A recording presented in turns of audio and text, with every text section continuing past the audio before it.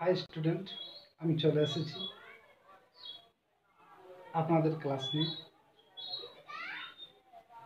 Destination পয়েন্টে আপনাদেরকে স্বাগত। ডেস্টিনেশন পয়েন্টে আমরা যে এসএসসি সিলেবাস আজ আলোচনা করব। যে এসএসসি অর্থাৎ ঝাড়খণ্ডের যে স্টাফ সিলেকশন কমিশন পরীক্ষা হতে চলেছে তার বাংলা বিষয়ে, অর্থাৎ আপনারা যে বাংলা বিষয় চুজ করেছেন সেই বাংলা বিষয়ে কি কি রয়েছে বা কি কি সিলেবাসে অন্তর্ভুক্ত রয়েছে সেটা নিয়ে আজ আমরা আলোচনা করব। বোঝা গেল? তো আচ্ছা, দেখো, আমাদের বেঙ্গলি ল্যাঙ্গুয়েজ অ্যান্ড লিটারেচার অর্থাৎ বাংলা ভাষা এবং সাহিত্যের উপরে যে সমস্ত সিলেবাস আপনাদের রাখা হয়েছে সেই বিষয় নিয়ে আজ আমরা আলোচনা করব। কি কি সিলেবাস আছে, এই সিলেবাসটা এমন হচ্ছে, এই সিলেবাসটা এমনভাবে আলোচনা করা হবে আপনাদের এই সিলেবাস সম্পর্কে অনেক কিছু খুঁটিনাটি জানতে পারবেন, কিন্তু খুঁটিনাটি তথ্য কিন্তু জানতে পারবেন। এইখান থেকে কিন্তু অনেক কিছু প্রশ্ন আসতে পারে, তাই জন্য বলছি শেষ পর্যন্ত ভিডিওটি দেখো, নাহলে কিন্তু বুঝতে পারবেন। তো দেখো, প্রথমে আমাদের যে বাংলা রয়েছে নোবেল উপন্যাস, এই উপন্যাসটা একটা রয়েছে রামের সুমতি। রামের সুমতি কার লেখা? শরৎচন্দ্র চট্টোপাধ্যায়। শরৎচন্দ্র চট্টোপাধ্যায়ের লেখা রামের সুমতি রয়েছে। এই সম্পর্কে আমরা, রামের সুমতি সম্পর্কে আমরা দু চার কথা জানবো।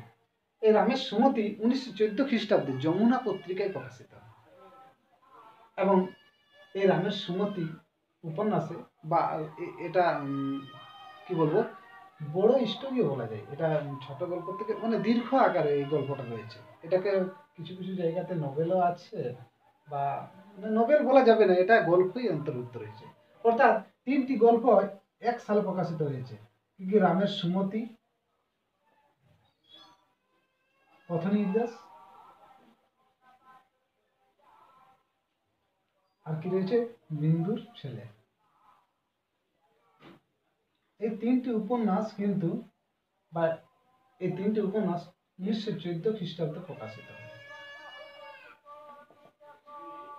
এই রামের সুমতি উপন্যাসে বিষয়বস্তু কি? মানুষের আত্মিক সম্পর্কের চিত্র তুলে ধরেছেন উপন্যাসী শরৎচন্দ্র চট্টোপাধ্যায়। এই উপন্যাসের কেন্দ্রীয় চরিত্রগুলো হলো রামলাল, শ্যামলাল, ভোলা, গোবিন্দ, নারায়ণ। বুঝা গেল? দ্বিতীয় আপনাদের যেটা রয়েছে সেটা হচ্ছে একটা ড্রামা নাটক। রবি ঠাকুরের রয়েছে মোটুর নাটক। মোটুর নাটক সম্পর্কে আমরা কিছু জানবো। প্রথম প্রকাশ 1885 খ্রিস্টাব্দে বালক পত্রিকায়, এবং কবি মুকুট ছোট গল্পের এটি নাট্যরূপ। অর্থাৎ কি, রবীন্দ্রনাথ ঠাকুরের মুকুট যে ছোট গল্পটি রয়েছে সেটিরই নাট্যরূপ হচ্ছে এই মুকুট ড্রামাটি বা মুটুর নাটকটি। এই নাটকটিতে অঙ্ক সংখ্যা ছিল 3টি। এর চরিত্র, কেন্দ্রীয় চরিত্রগুলো হচ্ছে অমর মাণিক্য, ইন্দ্রকুমার, ঈশা খাঁ, প্রতাপ। বুঝে গেল? এবার চলে আসি আপনাদের যে সমস্ত পোয়েট্রিগুলো রয়েছে তার মধ্যে হচ্ছে রবীন্দ্রনাথ ঠাকুরের একটা উল্লেখযোগ্য পোয়েট্রি, সেটা হচ্ছে শিশু। এই শিশু কাব্যটি প্রকাশ পেয়েছে 1903 খ্রিস্টাব্দে। 1903 খ্রিস্টাব্দে, এটা আপনারা কিন্তু জানবেন হয়তো।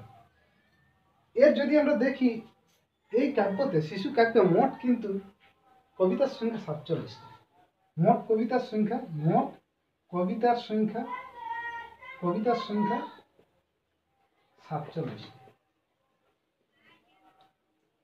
বুঝতে পারছেন আপনারা? মোট কবিতার সংখ্যা হচ্ছে 47টি। প্রথম কবিতার নাম হচ্ছে জন্মকথা, শেষ কবিতার নাম হচ্ছে আশীর্বাদ। অনেক কিছু আমরা খুঁটিনাটি তথ্য জানতে পারছি এই সিলেবাস সম্পর্কে। এই যে আমাদের শিশু কাব্যে মোট 47টি কবিতা স্থান পেয়েছে, তার মধ্যে আমাদের সিলেক্টেড কিছু কবিতা পড়তে হবে। কি কি? মাঝি, পুজোর সাজ, সুখ দুঃখ, কাগজের নৌকা, এগুলো। এবার চলে আসি আমরা কাব্য সঞ্চয়। সত্যেন্দ্রনাথ দত্ত। এক কথায় জানেন সত্যেন্দ্রনাথ দত্ত কিন্তু এর একটা যদি আমরা পরিচয় যাই, এনাকে বলা হয় ছন্দের জাদুকর। ছন্দের জাদু। রবীন্দ্র প্রভাব মুক্ত কবি তিনি। রবীন্দ্রনাথকে তিনি অনুসরণ করেন। সত্যেন্দ্রনাথ দত্তকে যদি বলা হয় রবীন্দ্র প্রভাব মুক্ত কবি একজন। এই কাব্য সঞ্চয়ন তার গ্রন্থটি 1930 খ্রিস্টাব্দে প্রকাশিত হচ্ছে। কাব্য সঞ্চয়ন গ্রন্থটি কত সালে প্রকাশিত হচ্ছে? 1930। এই কাব্য সঞ্চয়নে অনেকগুলো কাব্য মালা নিয়ে একসাথে এই কাব্য সঞ্চয়ন 1930 খ্রিস্টাব্দে প্রকাশিত হচ্ছে। 1930 খ্রিস্টাব্দে, এটা কিন্তু মনে রাখতে হবে আপনাদের।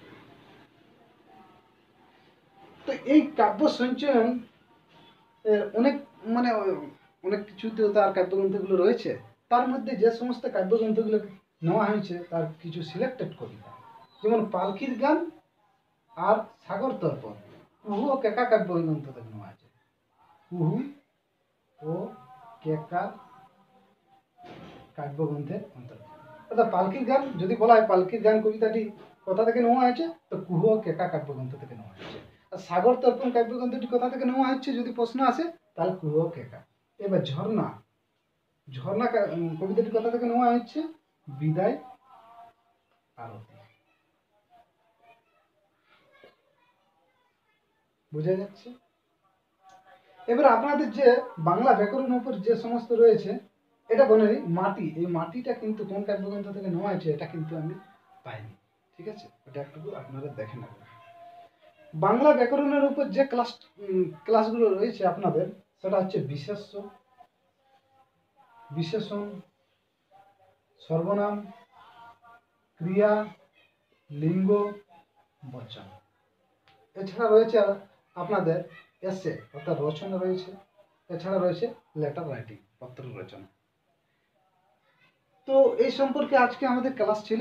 আমরা পরবর্তীকালে আবার নিয়ে আসছি এই সিলেবাসের উপর প্রত্যেকটা টপিকের উপর আমরা ক্লাস নিয়ে আসব। সেই ক্লাসে পুঙ্খানুপুঙ্খ আলোচনা থাকবে এবং আমরা ক্লাসের মক সিরিজ নিয়ে আসব। আপনাদের উপযোগী, পরীক্ষার উপযোগী অনেক কিছু প্রশ্ন আমরা নিয়ে আসবো পরপর। ঠিক আছে, এখানেই থাকলো। আপনারা সবাই ভালো থাকবেন।